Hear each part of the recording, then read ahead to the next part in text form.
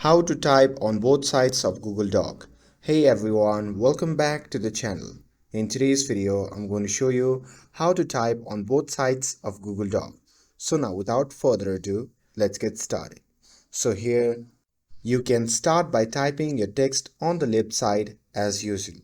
And once you're done with that, simply go up to the ruler at the top and right click on there, and after that a pop-up menu will appear.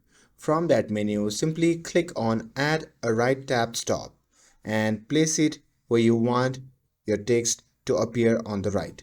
Now just press tab key on your keyboard and start typing your right aligned text. You can drag the tab stop to adjust the position anytime. And if you want to go back to the left side, you can just hit enter and start typing like normal. And that's it.